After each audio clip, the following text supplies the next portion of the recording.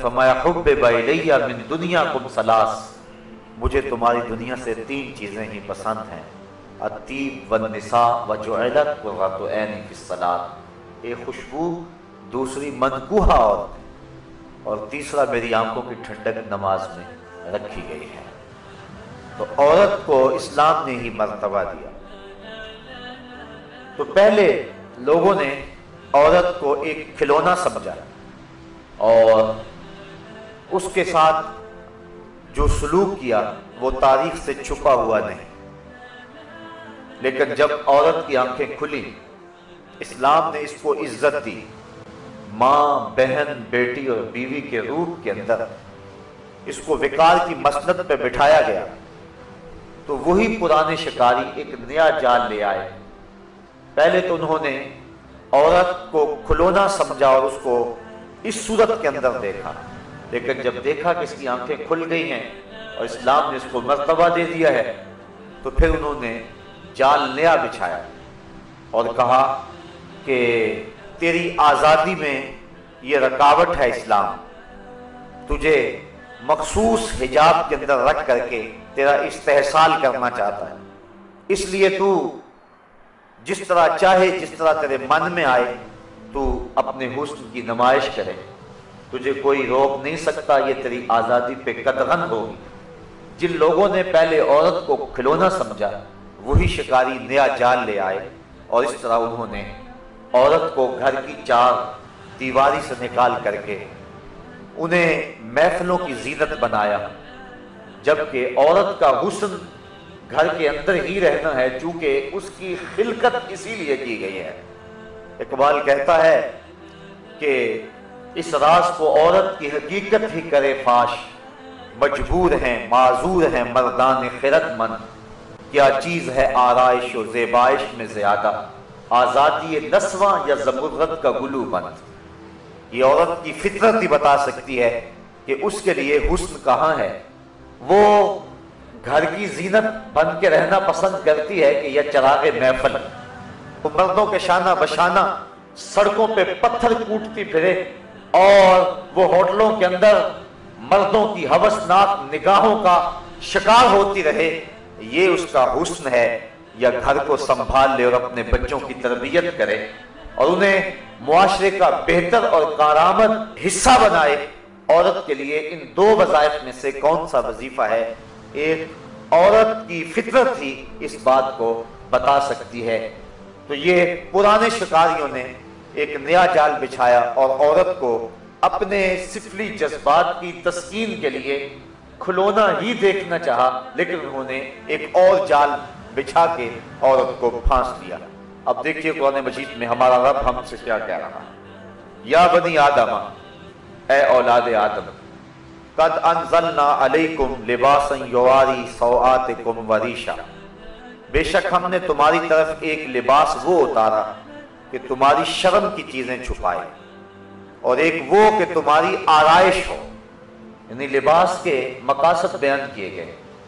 لباس کے بنیادی مقاصد 3 ہیں: گرمی اور سردی سے انسان کو بچانا، دوسرا انسان کی عزت آبرو کی حفاظت کرنا اور اس کی شرم والی چیزوں کو چھپانا، اور لباس کا تیسرا مقصد زینت دینا ہے۔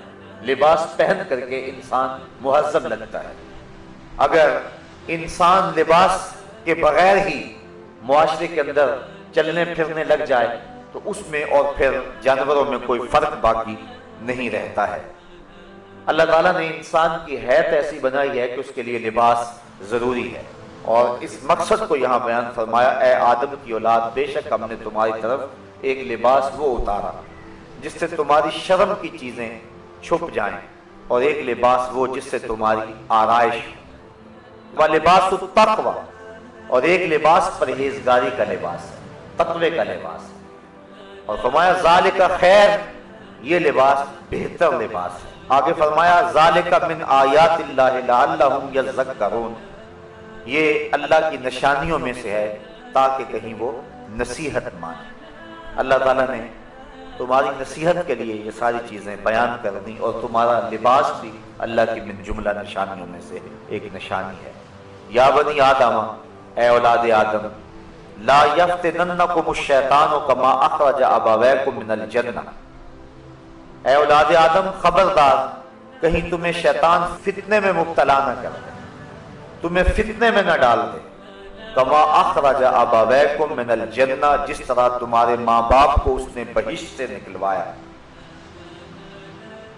ینزع عنہما لباسہما لیریہما سوآتہما، اور اتروا دیے ان کے لباس کہ ان کی شرم کی چیزیں انہیں نظر پڑیں، انہ یراکم ہوا وقبیلہ من حیث لا ترونہم، بے شک وہ اور اس کا قبیلہ اور کنبہ تمہیں وہاں سے دیکھتا ہے کہ تم انہیں نہیں دیکھتے ہو، یعنی شیاطین تمہیں دیکھتے ہیں اور تمہارے اوپر حملہ آور ہوتے ہیں، لیکن تم شیاطین کو نہیں دیکھتے۔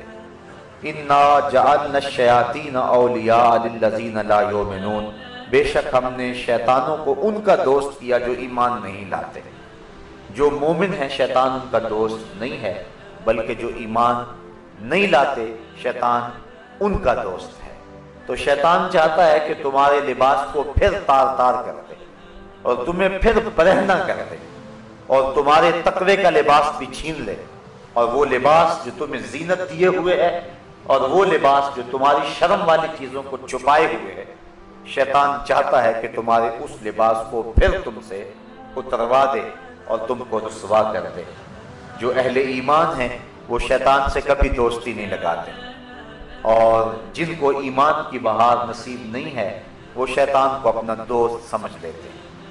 تو اہل ایمان کبھی بھی شیطان کے ساتھ اپنی دوستی کے رشتے کو قائم نہیں رکھتے، بلکہ اللہ تعالیٰ نے ایک دوسرے مقام پر ارشاد فرمایا، یا ایھا الذین آمنوا لا تتخذوا عدوی وعدوکم اولیاء، اے ایمان والو میرے اور اپنے دشمن کو کبھی بھی دوست نہ بنانا۔ دشمن سوائے دشمنی کے اور کیا کرے گا؟ وہ جس روپ میں مرضی آ جائے سوائے دشمنی کے وہ کر ہی کیا سکتا ہے۔ تو شیطان ہمارا دشمن ہے، اس نے ہمارے رب کے روبرو قسم کھائی تھی کہ مجھے قسم ہے تیری عزت کی، میں تیرے بندوں کو تیرے تک نہیں پہنچنے دوں گا، میں ان کے دائیں ان کے بائیں ان کے آگے ان کے پیچھے چاروں اطراف کو گھیر لوں گا۔ دو سمتیں بھول گیا، ایک اوپر والی ایک نیچے والی۔ جب بندہ پیشانی سجدے میں رکھ دے یا ہاتھ اٹھائے اور اللہ سے عرض کرے تو شیطان انسان کے راستے میں حائل نہیں ہو سکتا ہے، باقی چاروں سمتوں سے ہی آتا ہے۔ تو اس کو کبھی بھی اہل ایمان دوست نہیں سمجھتے ہیں۔ تو شیطان انسان کو بے حیا بنانے کے لیے تگ و تاز کیا کرتا ہے، اور ہمیشہ شیطان انسان کی آبرو کا دشمن ہے، اس کو ایک آنکھ بھی انسان کی عزت نہیں بھاتی، اور وہ چاہتا ہے کہ انسان کو حیا باختہ کر دوں۔ اور صاحبو یہ بات ذہن میں رکھو کہ جب کسی قوم کے اندر حیا باقی نہیں رہتا تو اس قوم کا دین باقی نہیں رہتا۔ حضرت نبی رحمت صلی اللہ علیہ وآلہ وسلم تشریف فرما ہوئے تو ایک صاحب اپنے بھائی کو حیا کے بارے میں درس دے رہا تھا، حیا کی تعلیم دے رہا تھا۔